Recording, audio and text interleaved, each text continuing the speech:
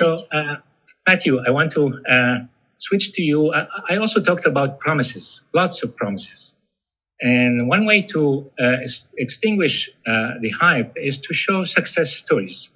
So I have two questions for you. First, where are the biggest success stories for AI in healthcare?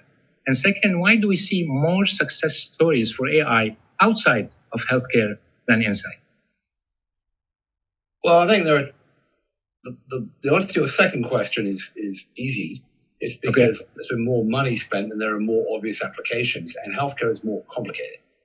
So if I'm using AI to suggest operational improvements in a process that's pretty well known, or I'm using AI to tackle a question where there is a huge amount of data existing already, and that data has been in an easy to understand format, like in advertising or some of the online transactions that you see, or in banking or finance or stock trading, then I think it's a somewhat easier target. And in some cases, it's a bigger target. Right? Now, healthcare is a huge industry, but it's really a lots of tiny industries all cobbled together and called one.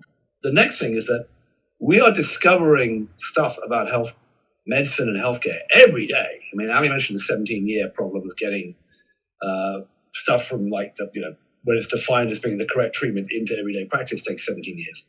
There's another famous quote, and I'll get it wrong, but it's something like, if the average doctor spent 2 hours a night reading a journal article of all the new things coming out in their field, at the end of the year, they'd be 7 years behind, or something like that. We're creating more medical knowledge all the time. And it's almost impossible, it is impossible for any one human being to capture that. I mean, I'd say that the problem is very big, and that's why it's going to take a long time. And frankly, the investment in doing this in healthcare has been relatively small up until now. I mean, compared to the R&D that's gone into other parts of analytics, around stock trading or internet trading, around what's happening on the internet, the money I'm sure that Amazon spends figuring out where they should put the button on the screen to make you click it more, or the same thing that Facebook does on where to put the like button. I think the money that's gone into healthcare has been relatively small to this point. So that's why healthcare is behind. And I'd say it's a very complex problem, at least if not more complex than the self-driving car problem. And, Google and GM and Ford and Toyota have been throwing money at that for many years, and we're not quite there yet. We're getting there. It's going to be a big impact. We're not there yet. Mm-hmm. So where have there been success? So I think, in very precise areas, I would say the two areas that have been most successful, there's been a lot of augmentation of radiology and radiology readings, and a lot of work around that. And that's coming into labs as well. So a lot of automation of the sort of diagnostic part. I'd say that's one area. And then I'd say the next area where we've seen pretty good activity is in the sort of the bit that I mentioned earlier, which is helping the inpatient, helping the hospital facilities do better in terms of their flow and managing their activity better, in terms of operating room availability and people getting through the emergency room better and that kind of stuff. So the operation stuff. Where it's coming soon is the stuff that Ali, Babylon, and by the way, not just Babylon, a host of other companies are all involved in, which is can you do the scale expansion to allow basically that unnecessary layer of that doesn't really require a human be answered. And look, we can go back and forth. I know Babylon has its critics. There's a whole thing about, and we can go back and forth about the hype, and it's a great question on that sort of hype curve, which Roy Amara, who was president of the Institute for the Future, where I worked, said a quote which is often attributed to Bill Gates, which is that people overestimate the impact of any new technology in the short run, but underestimate it in the long run. But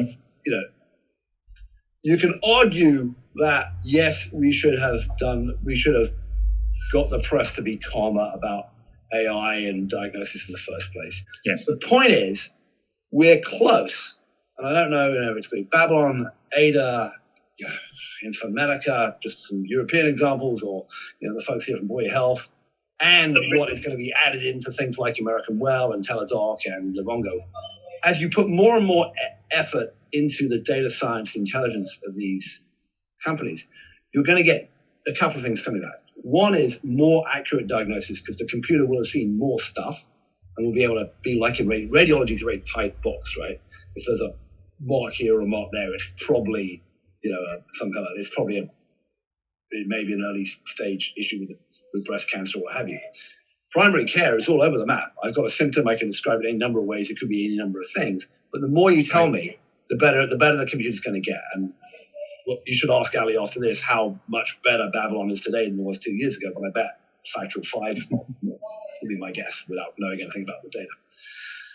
The second thing you're able to do is to help get, I think you called this the scale up problem earlier, Ahmed, which is get people who aren't as experienced to the answer closer, right? And there's a British company called Isabel, which has been in this for a long time, which is doing differential diagnosis. Can I give you a more likely explanation of what the diagnosis is?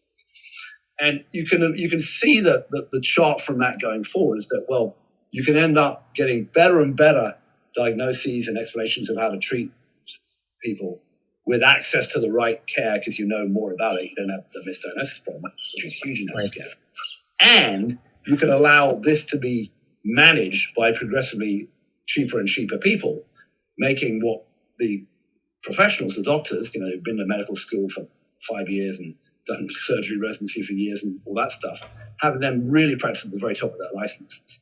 And that's where the success is going to be. So I would say sometime around the time when we get self-driving cars commonplace on the roads everywhere, dealing with traffic lights and bicyclists coming out of side alleys and all the stuff they got to deal with, somewhere a little after that, we're going to have really good automated primary care explanation, which will get you to the right place. So maybe, I'm sure you looked at more than I have. Yeah, sounds great. I will quote you on that, Matthew. So sometimes I can't tell exactly when that is. Well, I have one friend who's deep in the self-driving car thing. He says it's coming in 2 years, but maybe it's. And there are self-driving cars on the road now in Phoenix. So, yeah.